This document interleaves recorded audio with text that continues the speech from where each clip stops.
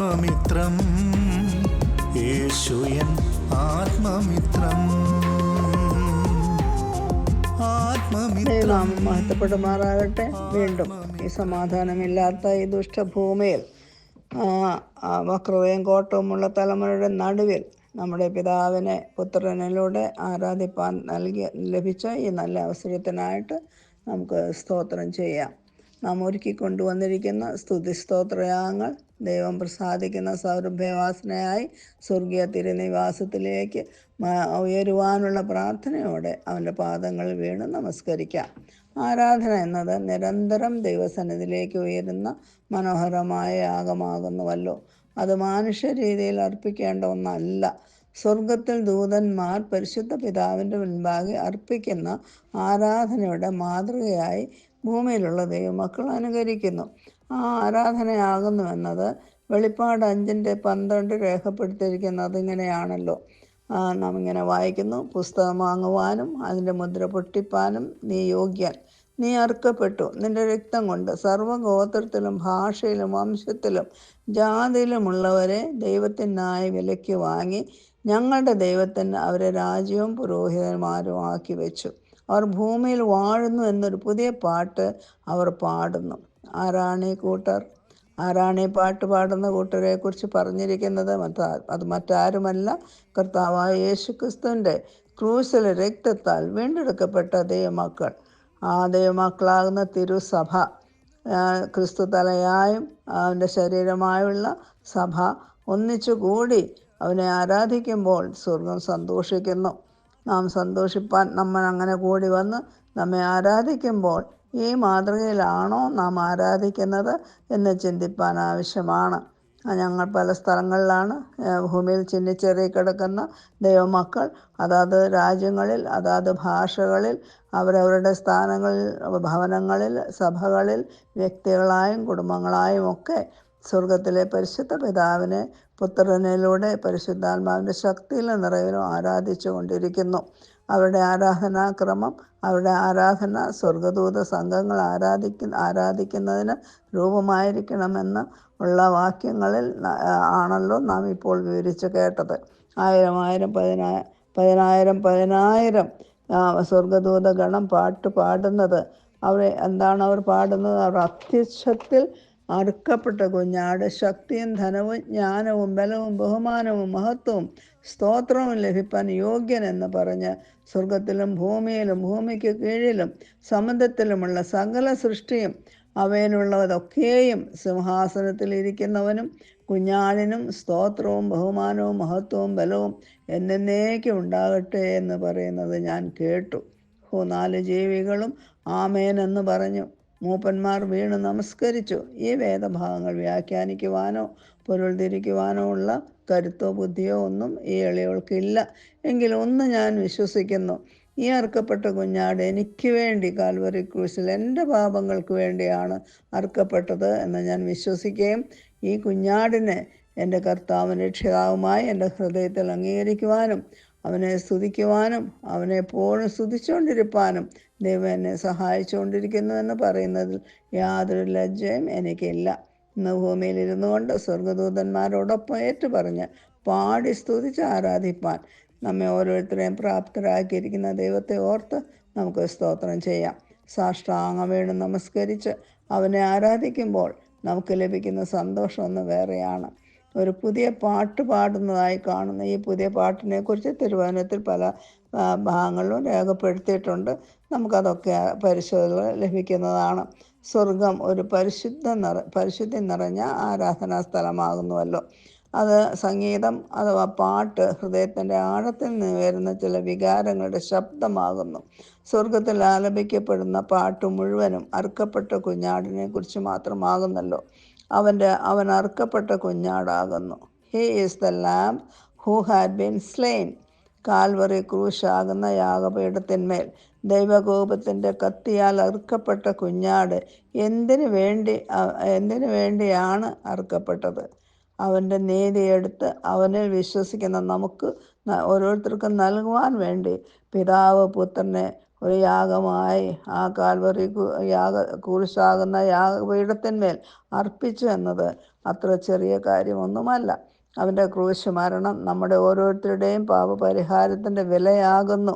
കാരണം നമ്മെ പിശാചിൻ്റെയും പാപത്തിൻ്റെയും ബന്ധനങ്ങളിൽ നിന്ന്, ആ ചങ്ങലയിൽ നിന്ന് നമ്മളെ വീണ്ടെടുപ്പാനായിട്ട് ദൈവം കൊടുത്ത ഒരു പ്രായശ്ചിത്ത വിലയാണ് കാൽവറി ക്രൂസിലെ നമ്മുടെ ദൈവകുഞ്ഞാടിൻ്റെ യാഗം.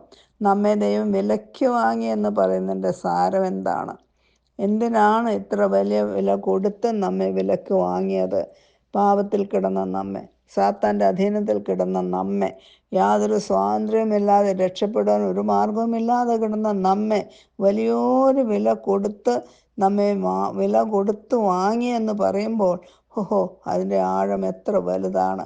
നമ്മെ തൻ്റെ പ്രിയരും വിശുദ്ധരുമായ രാജകീയ പുരോഹിതവർഗമാക്കി തന്നോടുകൂടെ എപ്പോഴും വാഴേണ്ടതിനായിട്ട് പിതാവായ ദൈവം നമ്മെ വിലയ്ക്ക് വാങ്ങി.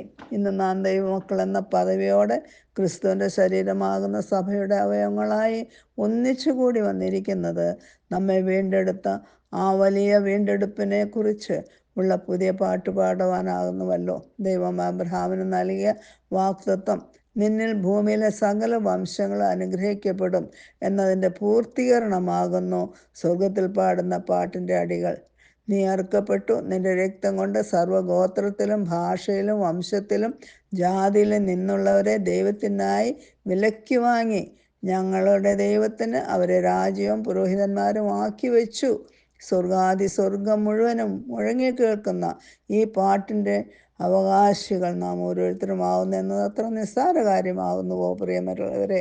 യശയാപ്രവചനം 52-ാം അധ്യായത്തിൻ്റെ 15-ാം വാക്യത്തിൽ ഇങ്ങനെ രേഖപ്പെടുത്തിയിരിക്കുന്നു: അവൻ പല ജാതികളെയും കുതിച്ചു ചാടുമാറാക്കും. രാജാക്കന്മാർ അവരെ കണ്ട് വായ് പൊത്തി നിൽക്കും.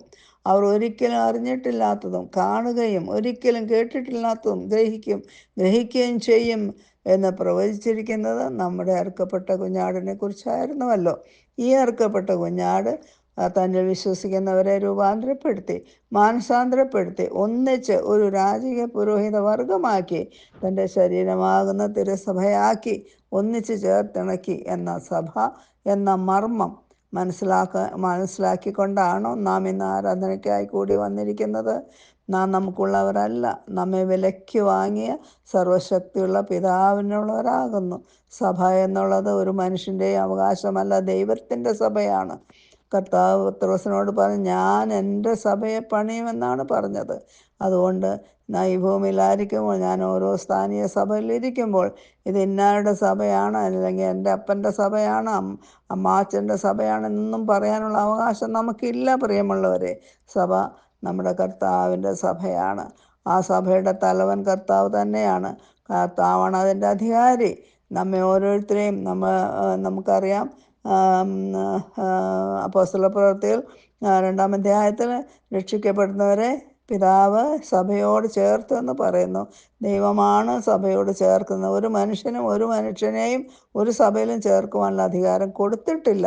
അതുകൊണ്ട് പ്രിയമുള്ളവരെ, നാം ക്രിസ്തു തലയായുള്ള ശരീരത്തിൻ്റെ അംഗമായിരിക്കുന്നത് പിതാവായ ദൈവത്തിൻ്റെ കൃപയാൽ മാത്രമാകുന്നു.